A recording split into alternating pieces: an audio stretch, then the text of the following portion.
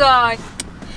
So, guys, hindi good morning. Kasi, ayan hindi sana ako mag-vlog kasi nakaka-trauma yung experience namin today. Ihahatid sana ako ni Wibe sa work. Kaya lang, nasa right side kami. So, may isang sasakyan na bumundol sa amin pa dito sa left side namin. So, ayan. Medyo nakaka-trauma. And si Savi, as in sumigaw siya. Well, good thing walang injured sa amin. And may nagmagandang loob na taga dito. Andun si Savi. So, andun lang. Ayun, naglalaro lang siya dun. Kasi kanina hindi talaga siya, iyak lang siya ng iyak. So, ayun, ngayon okay na siya, siguro sa trauma. So, ipapakita ko sa inyo guys, ano yung, gaano kalala yung injured ng sasakyan at ng caravan namin. Kasi supposed to be, ihahatid ako ni Wibe sa work ko, tapos diretso sila uwi sa bahay. Kaya lang, ito yung nangyari.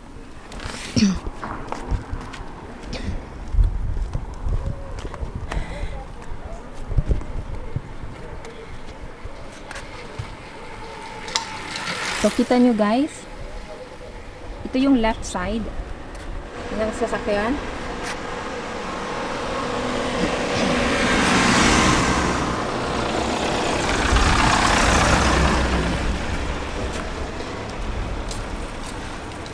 So, kita nyo yung gulong.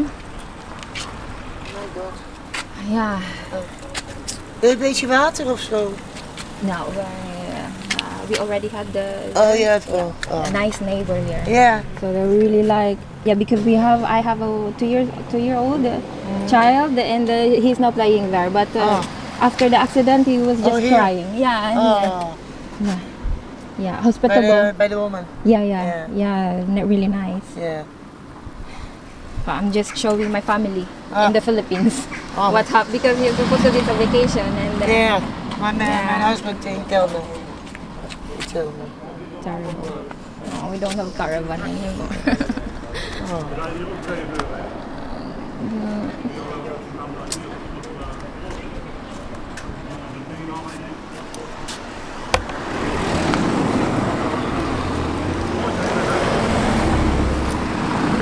Yeah, but good thing we are not Yeah, you have nothing. injured. Yeah. And the baby also Yeah, not? no, Okay. that's the most important. Oh, okay. So this we can change it, but yeah. Thank you. So, ayan guys, may lumapit para makipag-usap. So, of course, hindi ko na lang inano yung mukha niya.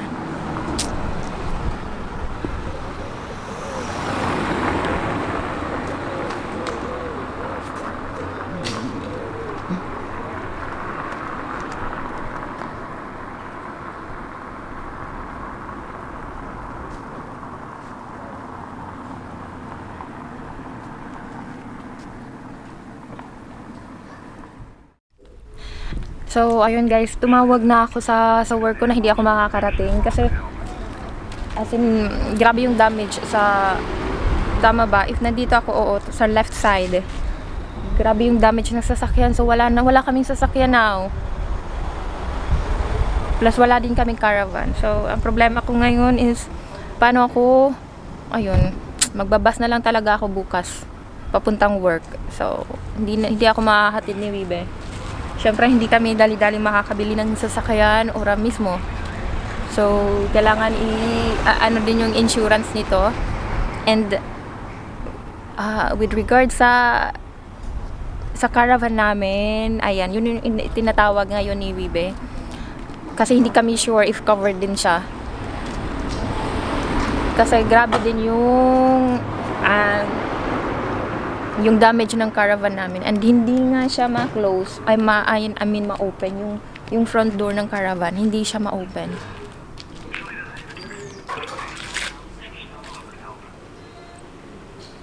Ayan, and si Savi andun naglalaro, ayan, may nag-adapt sandali sa kanya. Tingnan natin si Savi. So, ayan guys, buti na lang mababait yung katapat lang nung aksidente. So, buti na lang ang babait nila. So, ayan. Pinapasok nila si Savi muna. So, nandito kami sa garden nila. Tapos, nag-prepare sila ng coffee at tea at hot chocolate para sa amin. And, ayun. Salamat sa kanila.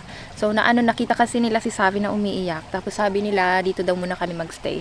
So, habang inaayos pa nila Wibe dun sa labas yung insurance. Kasi nakakatrauma. Kasi first time namin yun, pati si Wibe. Kasi sobrang ingat ni Wibe sa pagdadrive, of course. Kasi nga, may bata kami. And pati, may hila-hila siyang caravan. So, super ingat siya. Kaya lang, syempre, hindi natin maiiwasan may ibang taong nagdadrive, siguro naka-cellphone siya. May hawak siyang cellphone kasi ba't napunta siya sa side namin. So, yun. Yeah, it's his first time with a gun. Play gun. Dat kent u nog iets, dat is te klein voor.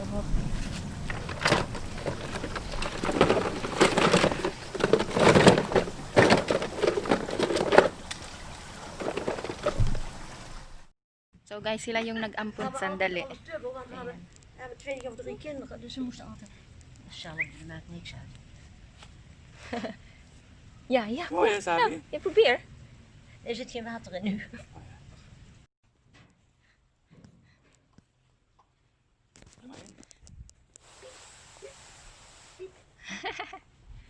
Goed zo. Wow! Jij grote jongen. Anders loop je niet. Je kunt ook met zand.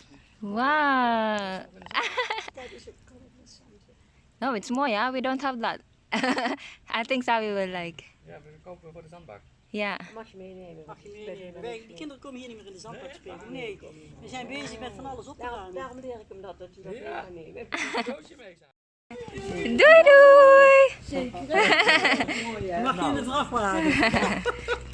Volgende stap. Maar goed.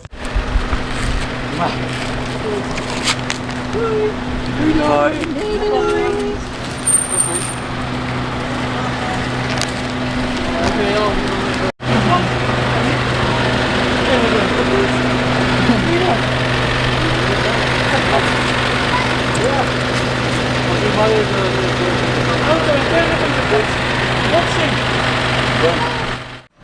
So guys, nandito kami sa truck. Die zo rechtop. So hila-hila yung caravan at yung sasakyan namin. Materiaal belt. Vrachtauto, Savi. Kijk. Ja. What an experience.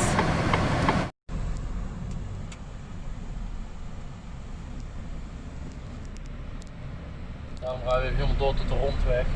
A few moments later.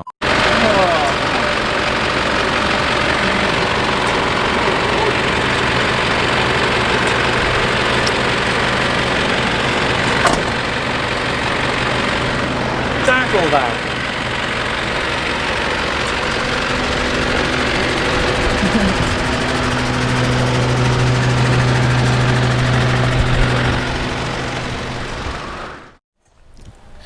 So guys, nandito kami sa office nung nag-pick up ng sasakyan namin at caravan. Tapos nag-a-arrange si Wibe ng pwede naming ma-rent for 2 weeks.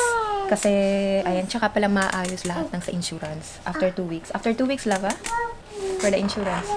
Ja, ik weet So, het niet. ayan, kailangan namin ng sasakyan. So, ayun. Okay, sabi. So, ang importante naman guys, hindi kami nasaktan. So, yung injured lang talaga ng bongga is yung sasakyan namin at yung caravan. Ayan, umiyak lang si Savi, syempre na ano siya, nabigla. Goedemiddag, we spreken met Ritsma. Goeiedag, we hopen dat u nog een autootje die we hadden. So guys, may pipick up na sa amin para kunin yung mga importanteng gamit lang yung kukunin namin. Pero ipapakita ko sa inyo ano yung naging itsura ng loob ng caravan guys after ng accident. So ganito yun siya. So ito yan siya, nasa doon yan siya. Maganda yung pagkakalagay niya. Pero dahil sa impact, ayan. Sabi, this is banang. Nabuksan naman yung loob ng, ayan, ito yung cabinet. Nabuksan siya. So, sobrang messy. Gosh.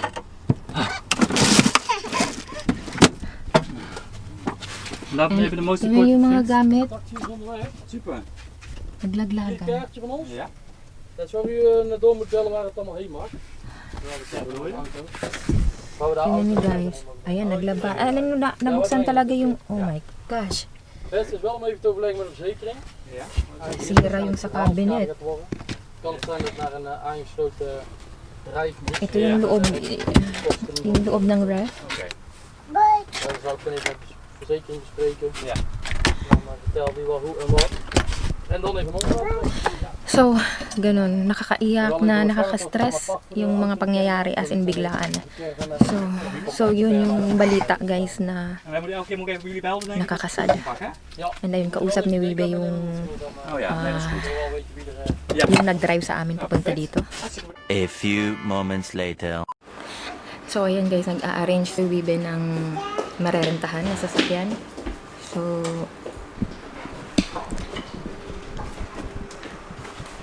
ito lang yung available for the moment. Wala kasing ibang available na sasakyan.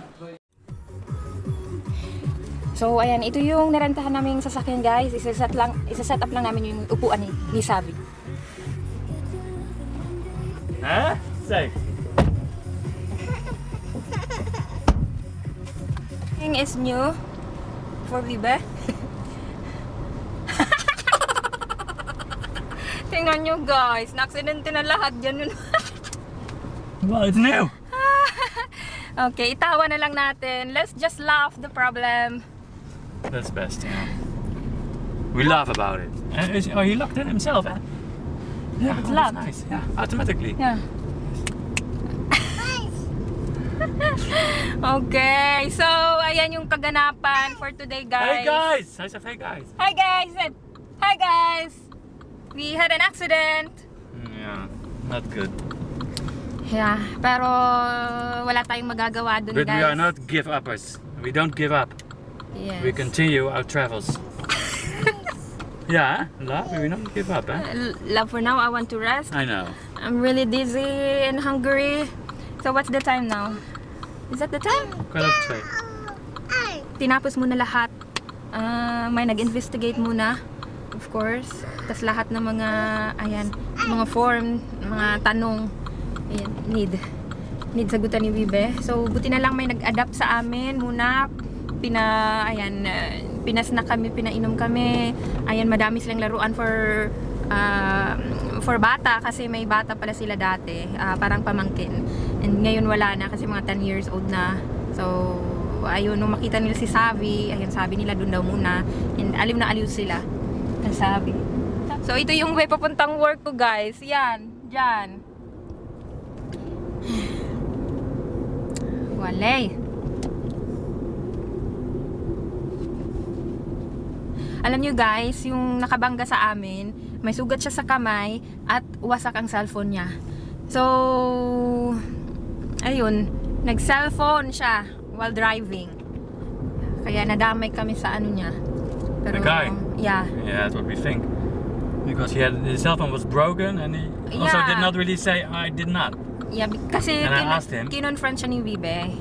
So, hindi siya nag-deny, guys. So, ayan, moral lesson, huwag kayong mag-cellphone pag nagda-drive kayo. Oh my gosh. So, yun, damay. Sasakyan namin, tsaka caravan namin, wasak. So, medyo nagtagal kami doon kasi syempre, inimbestigahan. So, may pulis na pumunta. Pati yung sa insurance. Pati itong sinasakyan namin, narentahan namin to, as in sobrang tagal din namin nakahanap kasi mga, ayan, walang how many company did you call this one before the 5 or 6. so pang-anim natawagan niya kasi mga walang available na for rent, so buti na lang meron ito. So ay nakatulog, nawawa naman si Savi po, nakatulog. Yeah. So ayan, 60 euro per day yung rent nito. Pero of course, cover siya ng insurance. So, within 2 weeks, mapaprocess yung We need a new car. insurance. Kailangan namin ng bagong sasakyan kasi wasak talaga, guys. Pero, as long as safe kaming tatlo, so, ayun, yun yung most important kasi yung caravan tsaka yung sasakyan napapalitan, but our life is so, That's true. that's Especially also with precious thing na child at the back. of course, and Savi too. Of course, Savi syempre umiyak siya kasi nabigla siya, pero other than that, okay kami. Sasakyan lang talaga, so buti na lang. And ayun, akala din namin hindi covered ng insurance yung caravan, buti na lang covered siya. So ayun yung Yeah, but we will lose money anyway. Huh? pero ayun nga, feeling ko Because the car just had a bit of reparation. feeling ko ayun, maaano din kami. Kumbaga, we will lose some money kasi of course yung sa sasakyan, sabi nila they will, if hindi na kayang i-repair, so babayaran nila, pero according sa kung ano yung value ng sasakyan na yun. Kaya lang syempre matagal na yung sasakyan na yun, so the value of the car They is value, yeah. of course very, it depreciate already kasi matagal na siya na sasakyan. Yeah. Kahit maganda pa siya, kahit maganda pa yung takbo niya, since yung model na sasakyan is matagal na, magbabase sila sa halaga ng sasakyan now. So yun, we will lose some money. Pati yung sa caravan din, di namin alam how much they will pay for it. So yun, plus the stress na na-encounter namin today. Pero the good thing is we are all safe. Yeah, that's what Yeah. we should not forget. We think positive. Think positive na lang tayo na walang nangyari sa amin. That nothing happened. Yeah, and we were on a good, not like a highway or something. Yeah? Yes, oo, buti na lang It's more doon. stressful, And yeah. madami yung nakakita, and yun na nga, madami yung tumulong sa amin na yun, may mag-asawang tumulong sa amin na doon muna kami. So yun. And dahil dyan, no more shout. Actually, may nilista na ako for shout out. Tapos yung listahan nasa naandun sa sasakyang naiwan. So dahil sa pangyayaring ito, no more shout out muna. Shout out! Family Ritma. That's it. Shout out for the day that we are still safe. Yeah. So that's all for today. Thank you for watching. And the for lesson this. is, What? okay, how do you say it in Dutch? Oh, Het okay, leven is wat je gebeurt terwijl je andere plannen maakt. Life is what's happening to you. In the meanwhile, you are making other plans. It's like you are making plans, but it's always going in a different way than you plan. So for me to live life. I should be on the river now. You should be working now. It was all planned. Yeah, but it went was all planned, but differently. didn't want to what Ja, so the plan is. We have the slogan.